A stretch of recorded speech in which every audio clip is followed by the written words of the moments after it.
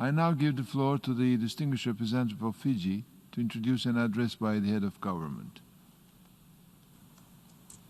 Thank you, Mr. President. To deliver his pre-recorded statement, I have the greatest pleasure in introducing Fiji's Prime Minister, Honorable Josaia Voreqe, Bainimarama. Honorable Prime Minister, you have the floor of this historic 75th General Assembly. I thank you.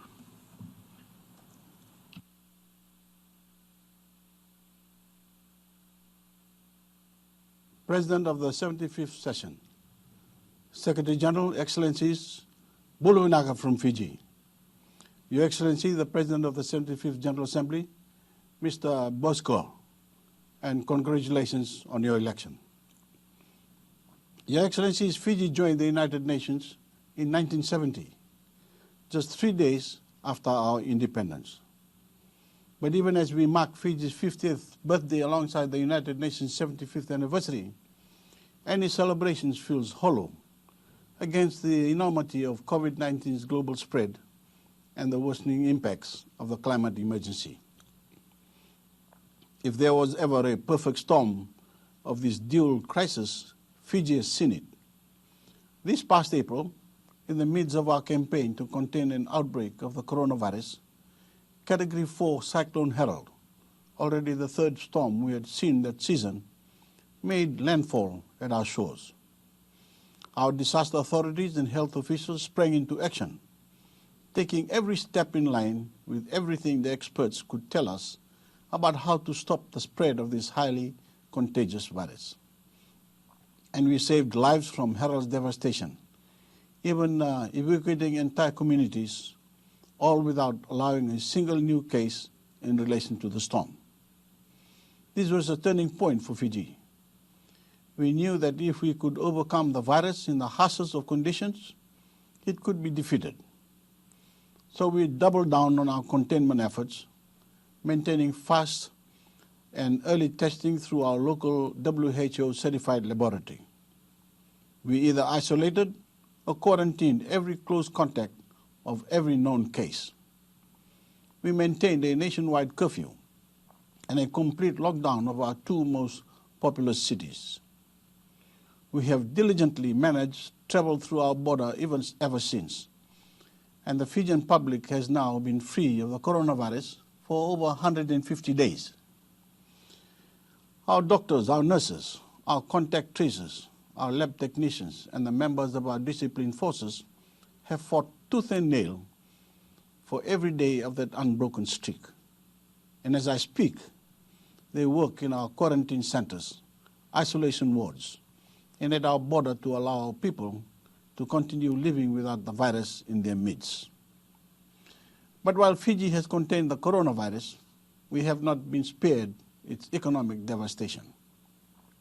Our vital tourism sector, which constitutes upwards of 40% of our overall economy, along with other key sectors like our garment industry, came to a halt overnight, thrusting our economy into the most severe economic crisis in history. Yet, despite a catastrophic blow to government revenues, we are committed to rebuilding from Cyclone Harold and building resilience to future storms and the rising seas. We must continue charting our path towards net zero emissions and the aims of the 2030 Sustainable Development Agenda. These are not choices, Mr. President. They are matters of survival. But the development resources available to us are unaffordable and far too little in relation to the scale of our immense and pressing needs. Climate change and the coronavirus may be very different beasts, but the iniquities they have exposed are all too familiar for small developing states. Once again, the worst impacts have fallen on us, those least equipped to bear them. Once again, our fate rests in the collective hands of the world, yet we still have zero guarantee of equitable access to a viable vaccine. Indeed, the divide between the highly developed and developing worlds has never felt so stark. But once again, the UN Charter supplies us hope, as has the ferocious advocacy and leadership from my friend, the Secretary General. 75 years ago, the UN's founding leaders recognized that no nation could know peace, no matter how responsibly and resolutely they act, unless all nations, large and small, did their part. The truth of that founding purpose is timeless, but it is clear that the multilateral system which emerged served the different needs of a different age. Mr. President, this is not 1945. Our community of nations is larger, and so are the challenges we face. If climate change was not making that clear, this pandemic has made it painfully evident. While we trust that science will defeat COVID-19, just as this has defeated smallpox, polio, and other communicable diseases, our changing climate will define the next normal post-COVID-19, becoming far deadlier before it ever abates. We are already seeing a version of environmental Armageddon, from the massive unprecedented fires in the American West, in Australia, and even in Scandinavia, above the Arctic Circle, which have devastated communities and infrastructure, turned iconic skylines orange, and scorched millions of acres of land.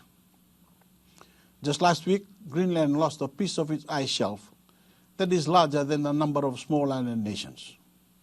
If global climate action mirrors our incoherent global response to this pandemic, our children will see far greater horrors.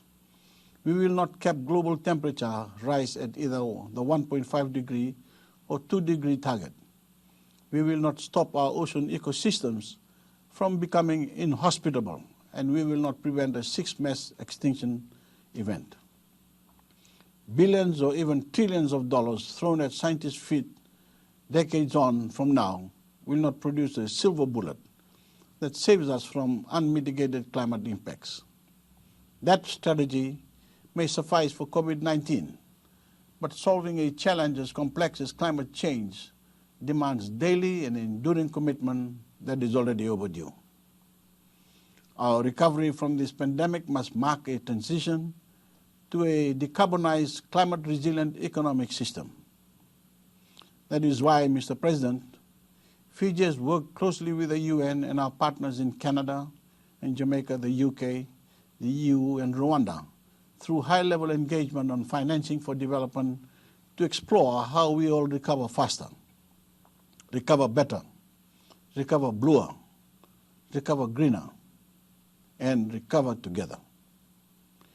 In the face of crushing financial pressure, Fiji has kept its sights set on the SDGs in every way we can afford.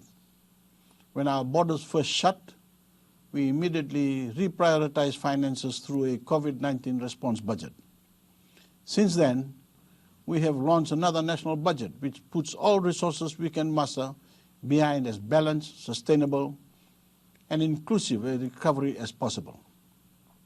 We have allocated tens of millions of dollars in direct assistance to those left unemployed or who are working on reduced hours as a result of this pandemic. Education has remained free for every primary and secondary student in Fiji. Health care in government facilities has remained free for every Fijian. We have maintained our social protection for over 100,000 of our most vulnerable citizens, including the elderly, persons living with disabilities, rural pregnant mothers, and children from single-parent or destitute homes in need of care and protection. No Fijian has been cut off from water because they cannot afford their bills. In fact, we are still expanding the life-changing benefits of renewable power to more of our people, adding to the over 800 Fijian communities already powered by solar home systems. Alongside our development partners, we are putting forward innovative solutions, including a new agro-solar project on our island of Ovalau, allowing the same land to be used for growing food and generating power. We are making higher education more accessible, with women composing a greater share of graduates from our tertiary institutions than their male peers. In under 2 years, we have planted 2.3 million trees and mangroves as part of our commitment to grow 30 million trees in 15 years. And we soon plan to monetize the carbon captured by Fiji's forests in partnership with the World Bank. We have relocated 5 entire communities vulnerable to the rising seas, with over 40 more identified for relocation. We are expanding our marine protected areas and protecting new coral reef systems, while maintaining our moratorium on seabed mining for the decade. We are committed to net zero emissions in shipping throughout the Pacific by 2050. We are building adaptive capacity by expanding access to information and technology to all our people, including in our most remote islands.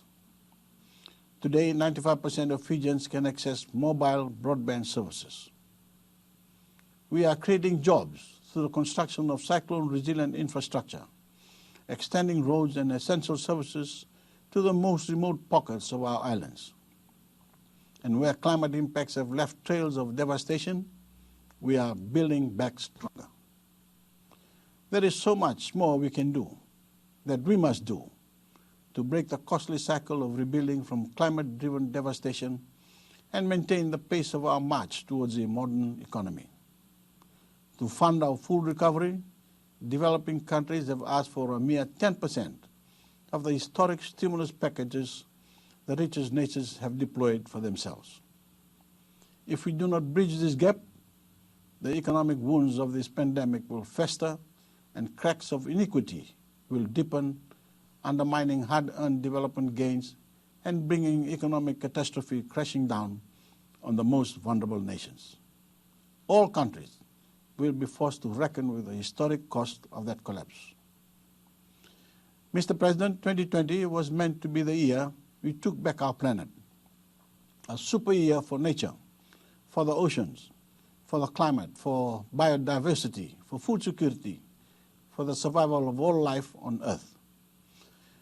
But caught on our heels by this pandemic, every nation has fallen well short of their global commitment. Our recovery from COVID-19 is our last and best opportunity to set ourselves towards the future our children deserve. We know that neither this global pandemic nor the climate emergency can be solved in the communities suffering the most from the devastation. The campaign for collective action must press ahead in parliaments, in boardrooms, in stock exchanges, and in the hearts and minds of ordinary citizens everywhere in the world. That work begins here. It begins with the United Nations. While they may stand emptier than usual today, the halls of the UNGA are where our global responses to COVID-19, climate change, and other defining causes of our time must take form. They are where our collective future will be forged. This great institution, Mr. President, must remain the beating heart of global dignity, global security, and global order. While there are changes we know must be made, Fijians still look to the UN as a beacon for hope, a force for peace, and an anchor of stability. Fiji stands ready to serve our community of nations in every way we can, by way of peacekeeping, by way of our climate and oceans diplomacy, and by example, through the nation we build for ourselves. Thank you. On behalf of the General Assembly, I wish to thank the Prime Minister and Minister for iTaukei Affairs and Sugar Industry and Foreign Affairs of the Republic of Fiji for the statement just made. I now give the floor to the